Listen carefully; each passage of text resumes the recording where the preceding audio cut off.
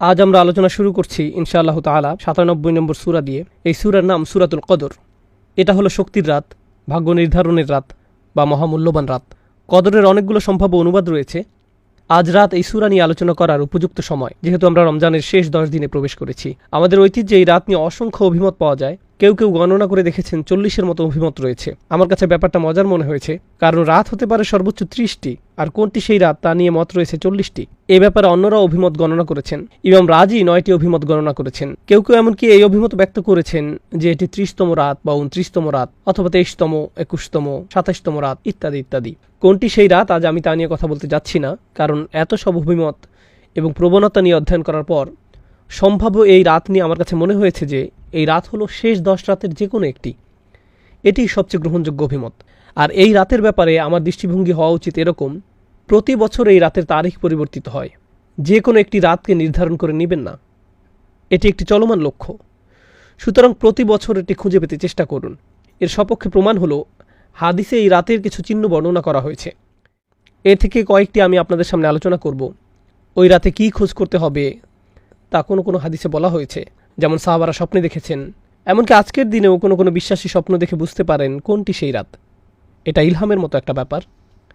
এটা এমন নয় যে স্বপ্নে দেখে তিনি সবার জন্য অনলাইনে ঘোষণা করে দিবেন। এটা মূলত তার নিজের জন্য। তিনি বুঝতে পারেন এটাই সেই রাত। অস্বাভাবিক এক প্রশান্তি, নিস্তব্ধতা তারা অনুভব করেন। সময় এলে আমি কিছু হাদিস বর্ণনা করব আপনাদের নিকট ইনশাআল্লাহ, সেই রাতের অনুভূতিটা কেমন হয় ইত্যাদি ইত্যাদি।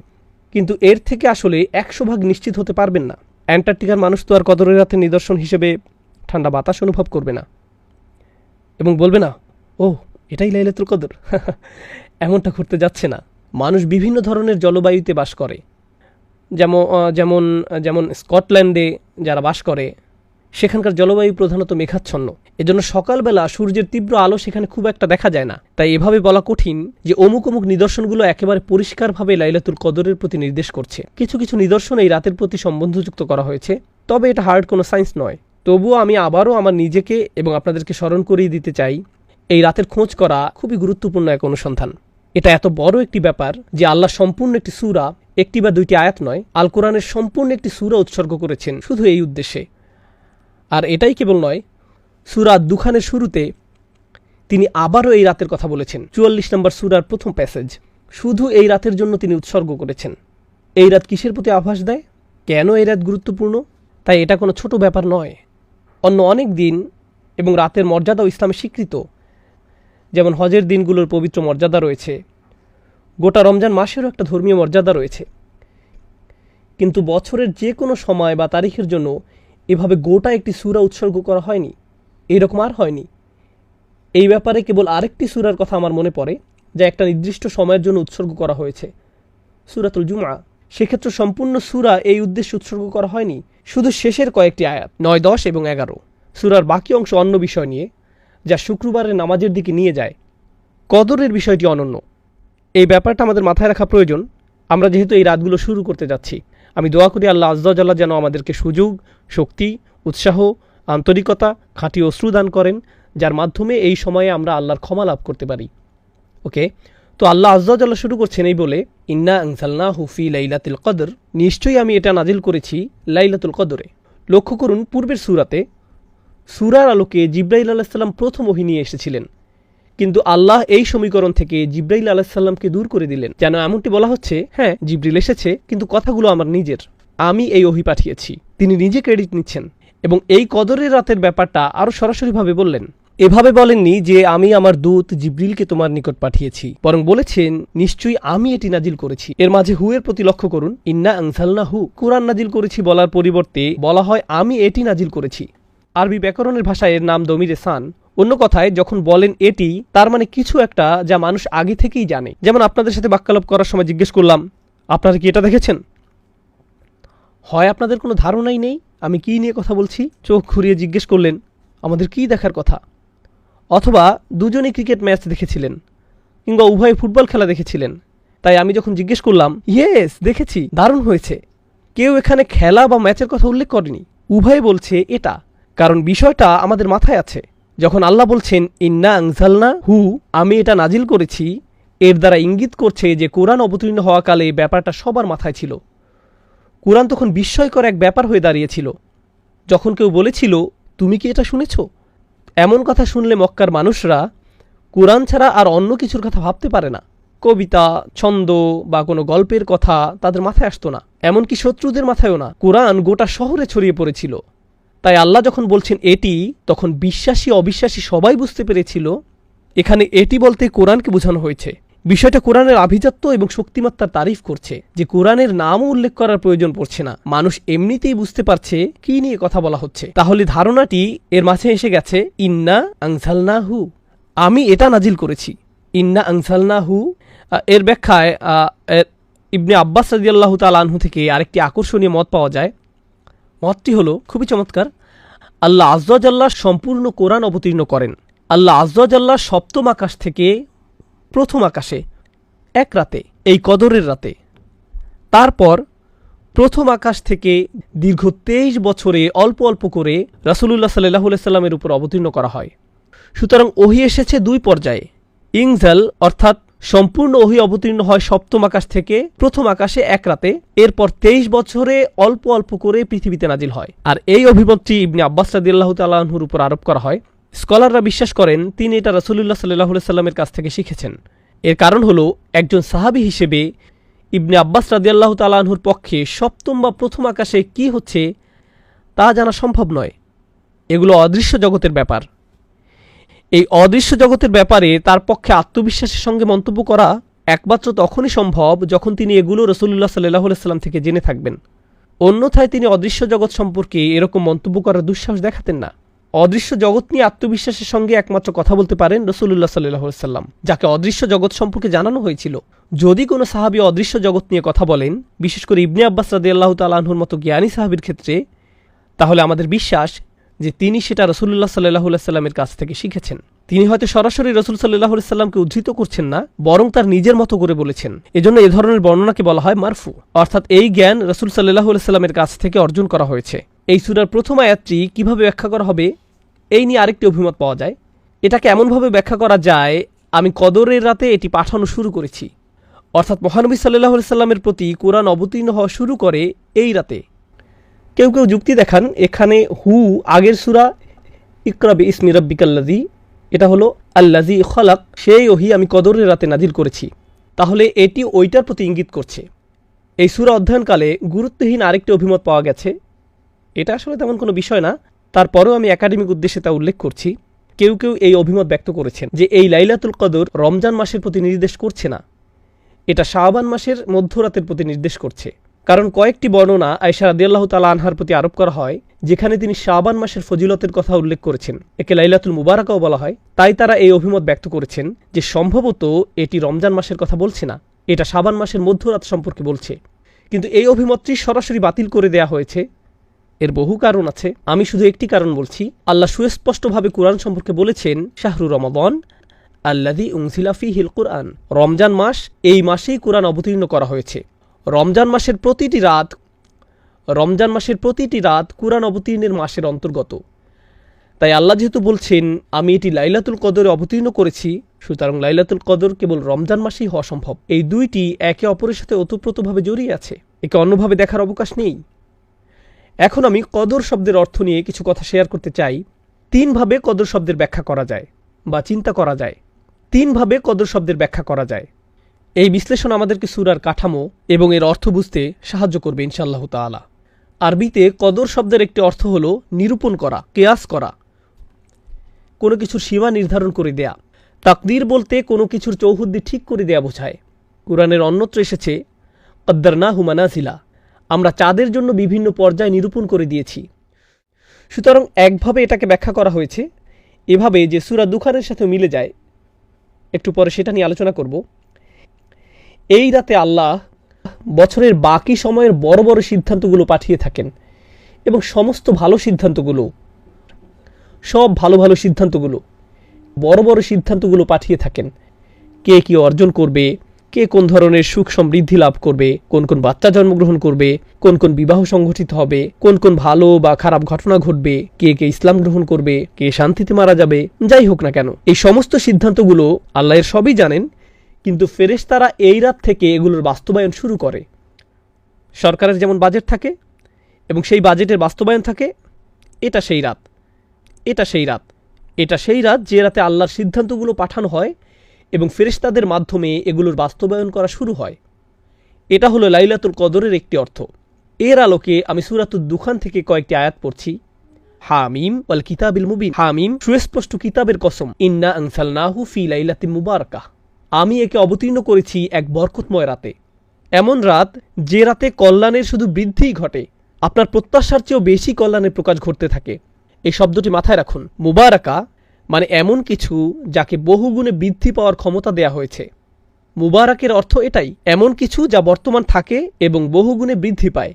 এই ধারণার কাছে আমরা আবার ফিরে আসবো সূরা কদর শিখতে থাকা অবস্থায়। এই বহুগুণে বৃদ্ধি পাওয়াটা দেখতে পাবো, আর সেটা হবে মুবারাকার তাফসির। কেন এই রাতে সওয়াব বহুগুণে বৃদ্ধি পায়? ইন্না কুন্না মুনজিরিন, নিশ্চয়ই আমি সতর্ককারী। ফিহা ইউফরাকু কুল্লু আমরিন হাকিম, সেই রাতে প্রত্যেক প্রজ্ঞাপূর্ণ সিদ্ধান্ত আলাদা করা হয় এবং বিতরণ করা হয়। আল্লাহ বলছেন এই রাত সিদ্ধান্ত নেয়ার রাত। কদর মানে ভাগ্য, সীমা এবং সে সিদ্ধান্তগুলো এখন আল্লাহ আজ্জা জাল্লা কর্তৃক জারি করা হয়েছে। আমরিন মিন ইনদিনা, আমার আদেশক্রমে। ইন্না কুন্না মুরসিলিন, আমি প্রেরণ করি। রহমাতাম মির রব্বিক ইন্নাহু হুয়াস সামিউল আলিম, অর্থাৎ এই সমস্ত আদেশ আল্লাহর দয়া এবং ভালোবাসার বহিঃপ্রকাশ। এগুলো আল্লাহর কাছ থেকে ভালোবাসাপূর্ণ আদেশ। এই রাতে যে সিদ্ধান্তগুলো আসে সেগুলো ধ্বংসের সিদ্ধান্ত নয়, দুর্যোগ বা এরকম কিছু নয়। সিদ্ধান্তগুলো আল্লাহর পক্ষ থেকে দয়া, ভালোবাসা এবং স্নেহের প্রকাশ। এই অংশটা গুরুত্বপূর্ণ। ইন্নাহু হুয়া সামিউল আলিম, তিনি সর্বশ্রোতা এবং সর্বজ্ঞানী। আপনার অন্তরে কি হচ্ছে, কি দোয়া করছেন, বিশেষ করে এই রাতে আল্লাহ তার সব কিছুই শুনছেন। সূরাতুদ দুখানের এই আয়াতগুলোতে তিনি এটাই বলছেন।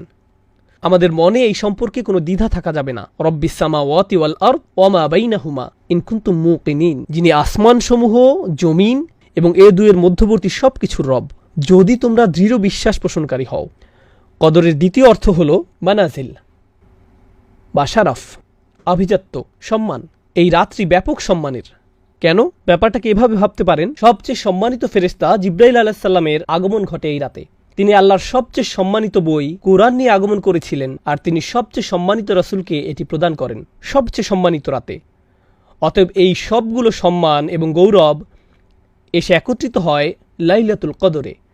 মনে হয় যেন প্রথম আয়াতটি ইন্না আনজালনাহু ফি লাইলাতুল কদর বর্ণনা করছে যে কেন এই রাত্রি এত সম্মানের এবং এত গৌরবের। এখন পর্যন্ত আমি ভাগ্য এবং সম্মান অর্থের ব্যাখ্যা করেছি। কদর বা কুদরতের আরেকটি অর্থ হলো ক্ষমতা। সুতরাং এই রাতে আমাদের আল্লাহর ক্ষমতার উপর পরিপূর্ণ বিশ্বাস থাকা উচিত, যে তিনি সব কিছু পরিবর্তনের ক্ষমতা রাখেন। আমাদের ভাগ্য পরিবর্তনের ক্ষমতা রাখেন, আমাদের আচরণ পরিবর্তনের ক্ষমতা রাখেন, বিভিন্ন কার্যাবলী সম্পাদনের ক্ষমতা দান করেন। কারণ এই রাতকে আল্লাহ বরকতময় করেছেন অস্বাভাবিক শক্তি দিয়ে। এই রাতটি আল্লাহর অলৌকিক ক্ষমতা প্রকাশের রাত।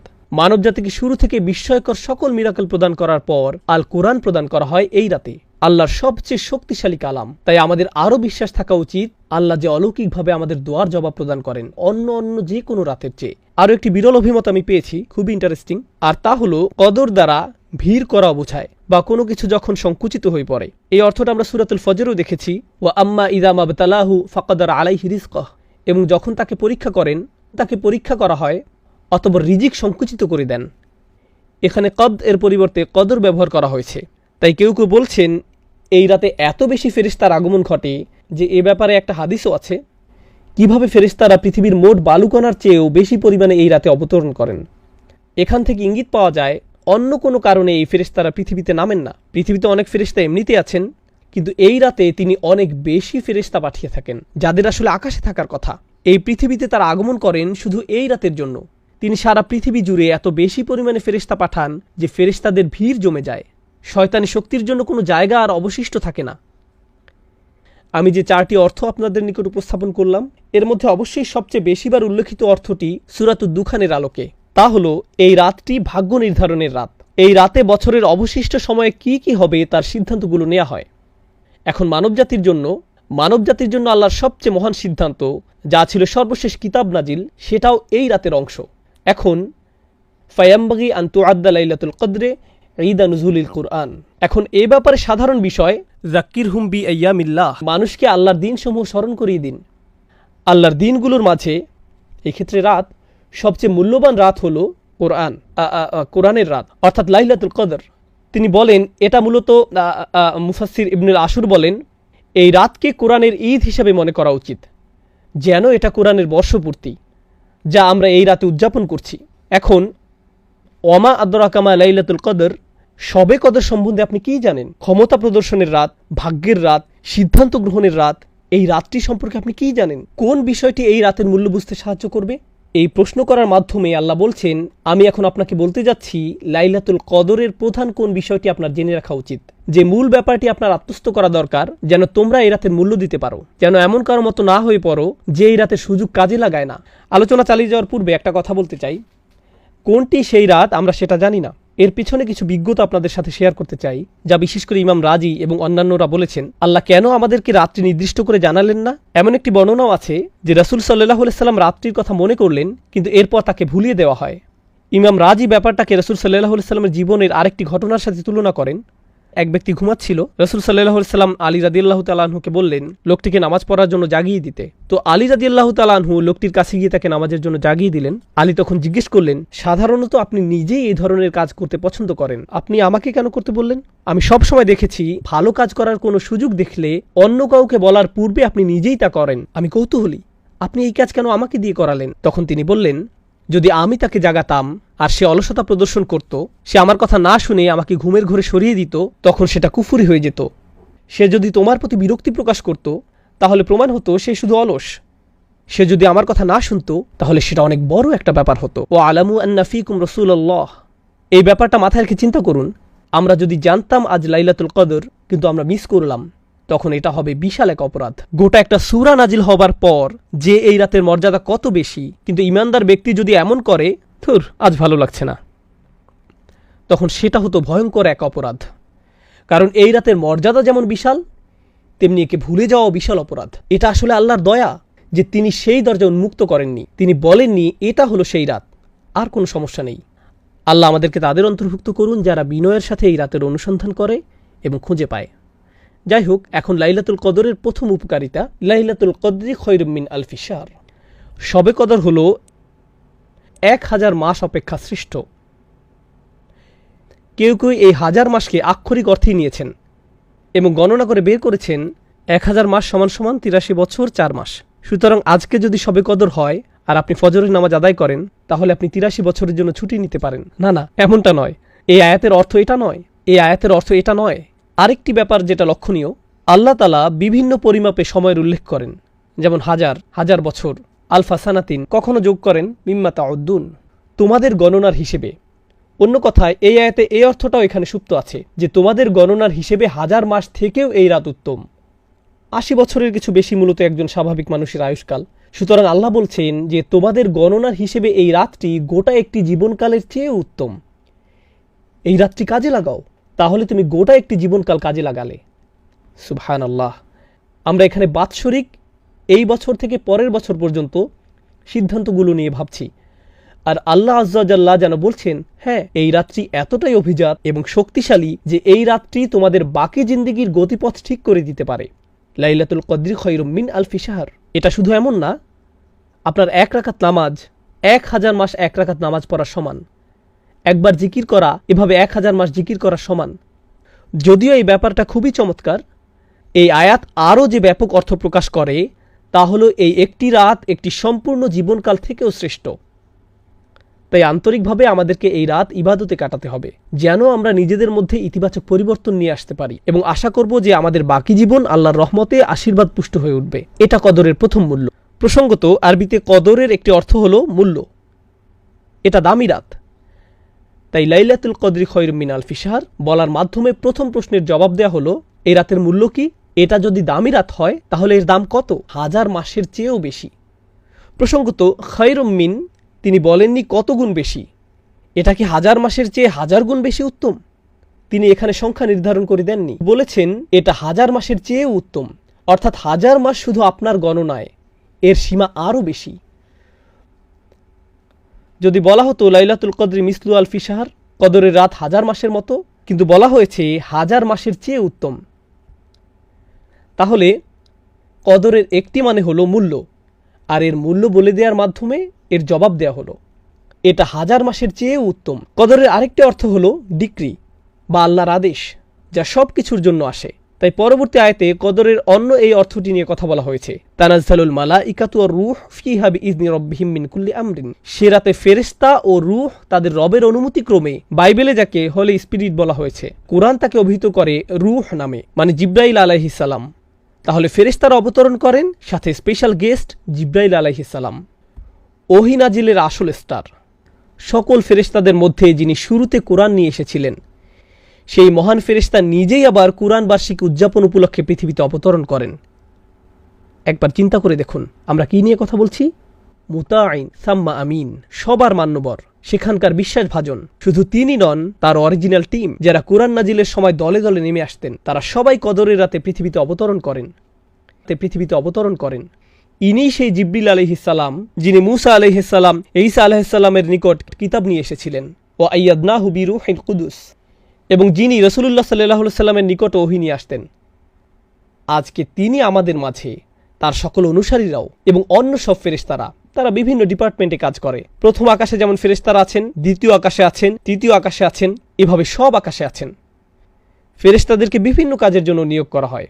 যেমন 2 জন আমাদের গার্ড দিয়ে থাকেন, 2 জন আমাদের কর্মের হিসাব রাখেন, ফেরেশতারা আরশের চারপাশে ইস্তেগফাররত থাকে। ফেরেশতারা বিভিন্ন রকমের কাজ করেন। কদরের রাতে সব ফেরেশতাদের তাদের নিজস্ব কাজ থেকে মুক্তি দিয়ে দুনিয়াতে পাঠানো হয়।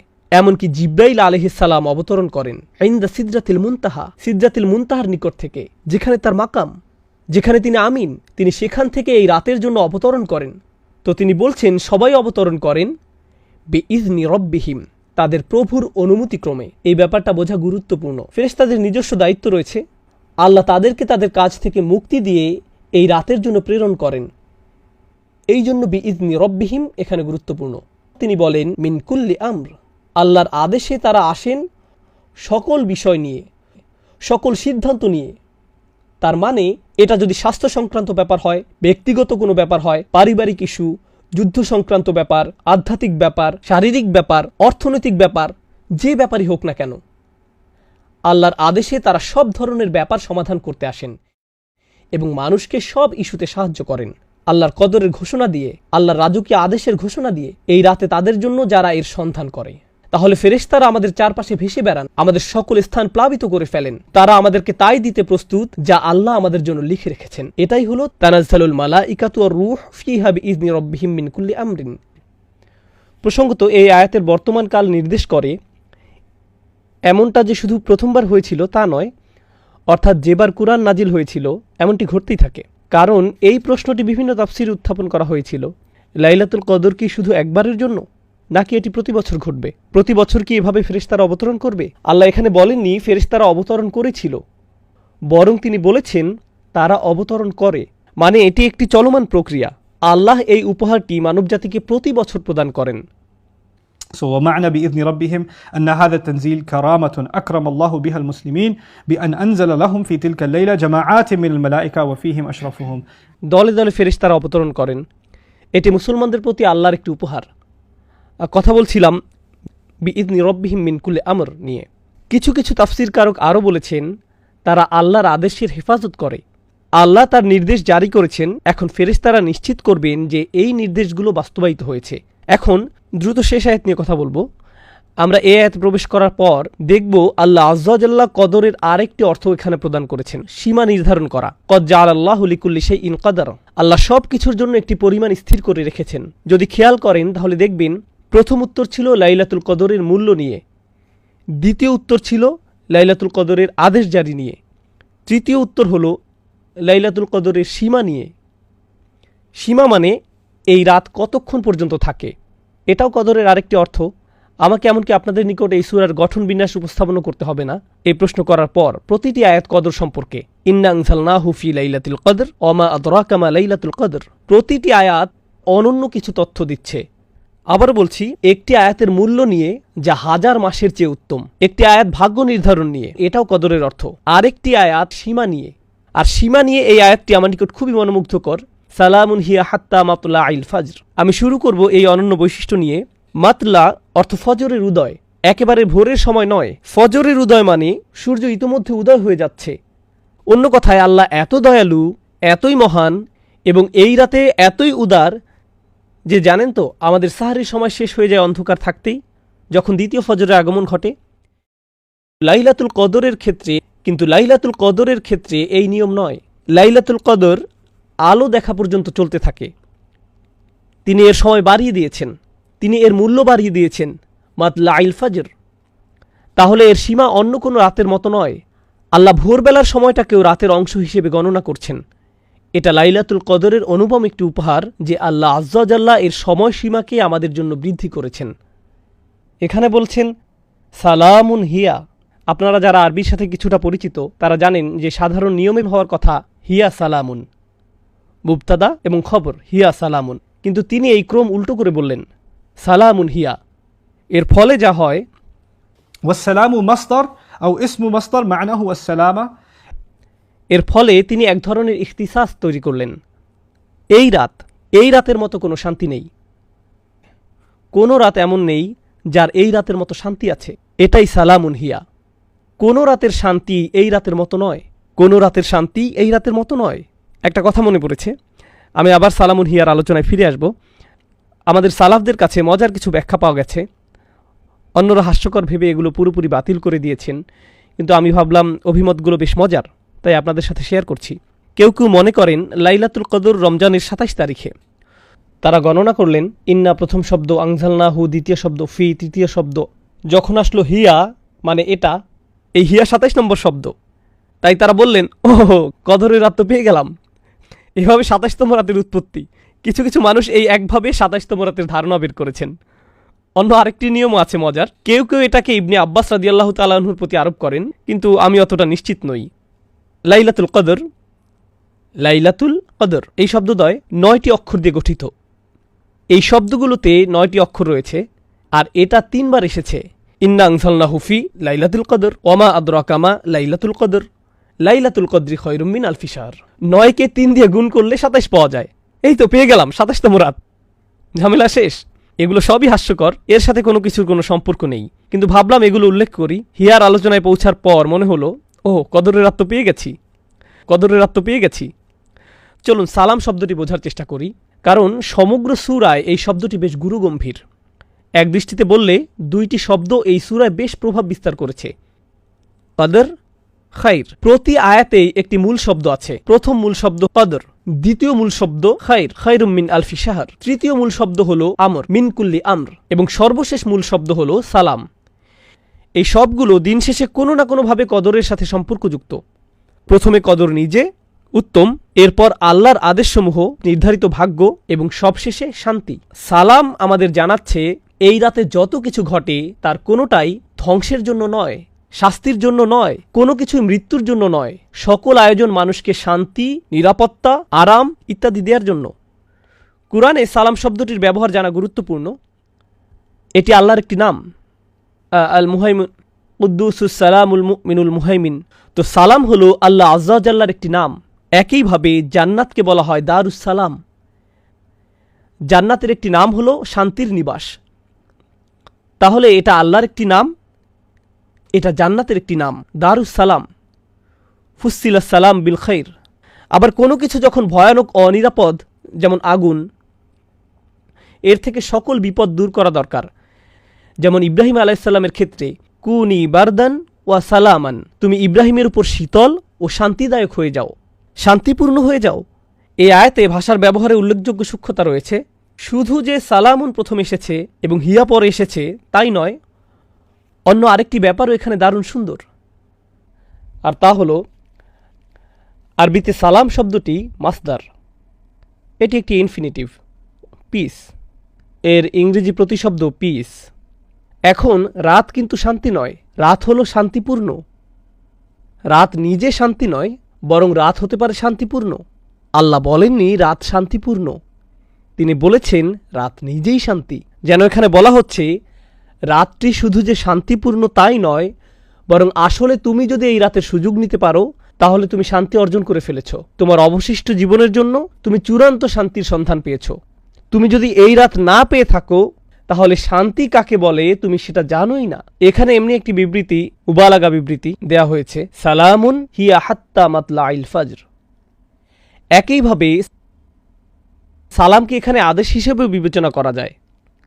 যেমন উদাহরণস্বরূপ আমরা বলি চুপ, চুপ থাকো বলার পরিবর্তে চুপ থাকো একটি আদেশ, কিন্তু শিক্ষক এটাও বলতে পারেন সাইলেন্স, অথবা একজন বিচারক বলতে পারেন অর্ডার।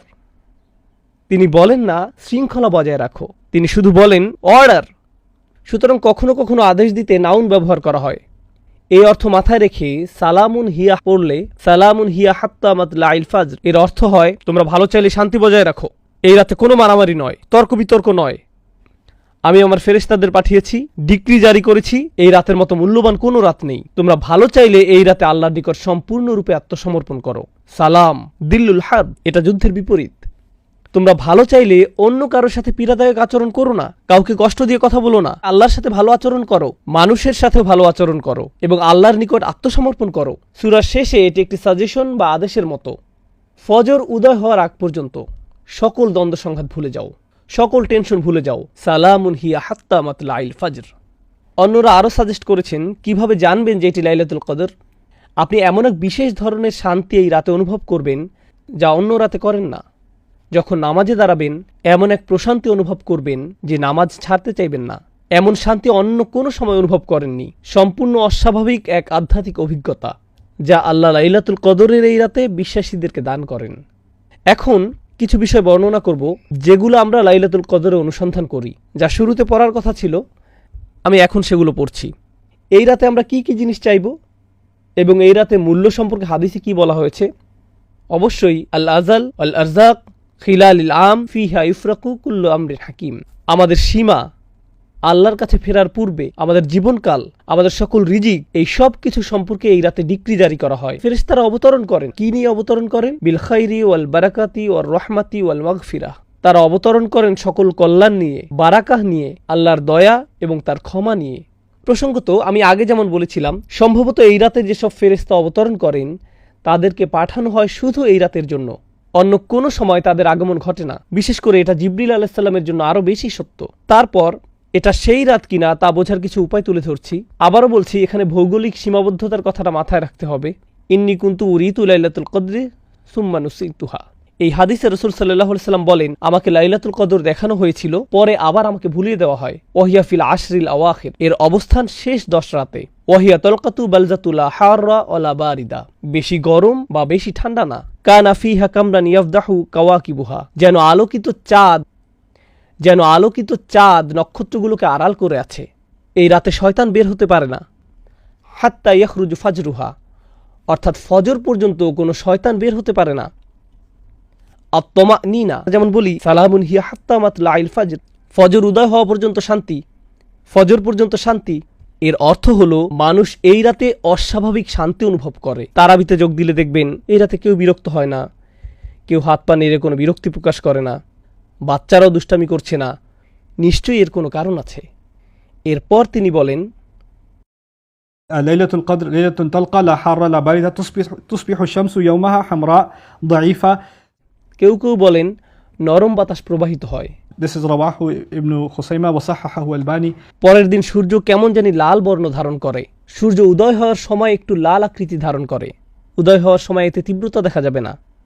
قد يري الله الإنسان الليلة في المنام. এমনও হতে পারে এটি কোন রাত আল্লাহ ঈমানদারদেরকে তার স্বপ্নে দেখাতে পারেন। অনেক সাহাবীর ক্ষেত্রে এমনটা ঘটেছিল। তারপর রাসূল সাল্লাল্লাহু আলাইহি সাল্লাম বলেন, إن الملائكة تلك الليلة أكثر في الأرض من عدد الحصى. এটাও ইবনে খুজামা বর্ণনা করেছেন।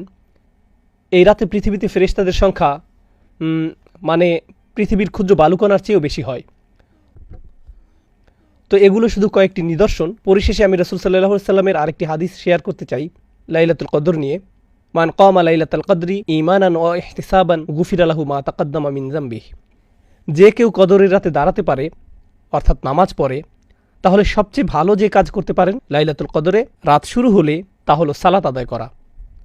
আরও সেরা যা করতে পারেন সিজদায় দোয়া করতে থাকুন, আল্লাহর কাছে কান্নাকাটি করুন। এরপর রাসূল সাল্লাল্লাহু আলাইহি সাল্লাম শুধু নামাজ পড়তে বলেননি, তিনি সেই নামাজের কিছু বৈশিষ্ট্য বর্ণনা করেছেন। চলুন সেই বৈশিষ্ট্যগুলো ব্যাখ্যা করি। একটা হলো ঈমানান, যে আল্লাহর সামনে নামাজ পড়ল ঈমান সহকারে, অর্থাৎ শুধু ঈমান নিয়ে নয়, সে সম্পূর্ণরূপে জানে যে আমার জীবনের সবচেয়ে সেরা জিনিস হলো এই নামাজ।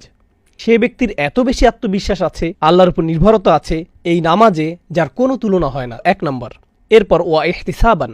ইহতিসাব মানে যে সম্পূর্ণরূপে আত্মসচেতন, নিজের পাপ নিয়ে আমি সচেতন, আমি জানি আমার কি কি ত্রুটি আছে, কি কি বিষয় নিয়ে আমি আল্লাহর সামনে লজ্জিত, আমি আল্লাহর সামনে নামাজে দাঁড়িয়েছি লজ্জিত এবং বিনম্র হয়ে, এবং সম্পূর্ণরূপে বিশ্বাসী যে আল্লাহ আমাকে ক্ষমা করে দিবেন, আমার পাপগুলো দূর করে দিবেন।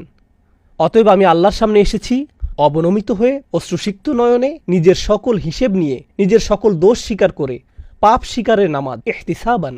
যদি এটা করতে পারেন, গুফির লাহু মা তাকাদ্দামা মিন যামবিহি। যত ধরনের অসম্মানজনক পাপই আপনার থাকুক না কেন, সমস্ত পাপ নিশ্চিতভাবে ক্ষমা করে দেওয়া হবে। সকল পাপ ক্ষমা করে দেওয়ার গ্যারান্টি দেওয়া হয়েছে, আমরা যদি এরকম একটি মন নিয়ে আল্লাহর সামনে নামাজে দাঁড়াতে পারি। এই ধরনের নামাজ বেশ কঠিন সবাই মিলে একত্রে আদায় করা। এই ধরনের নামাজ অনেক সহজ যদি আপনি একা একা আদায় করেন। এটা এমনই একটি রাত নিজে নিজে পড়তে যদি অলসতা লাগে, তাহলে অবশ্যই মসজিদে যান এবং জামাতে যোগদান করুন। এই রাতে শুধু আপনি, আল্লাহ আর চোখের পানি। এই রাতে এটাই হওয়া উচিত। আল্লাহর সামনে দাঁড়ান, কুরআন তেলাওয়াত করুন, আল্লাহর কাছে দোয়া করুন, এবং এমন মানুষদের অন্তর্ভুক্ত হন যারা এই রাত পেয়ে সৌভাগ্যবান এবং আল্লাহর ক্ষমা পেয়ে সৌভাগ্যবান। আমাদের রাতগুলো এখন আর এতটা লম্বা নয়, খুব বেশি সময় আমাদের হাতে থাকে না। একটু বিশ্রাম নিন, নামাজ পড়ুন, বিশ্রাম নিন, নামাজ পড়ুন, বিশ্রাম নিন, আবার নামাজ পড়ুন। এই কাজগুলো করুন এই রাত্রিগুলোতে।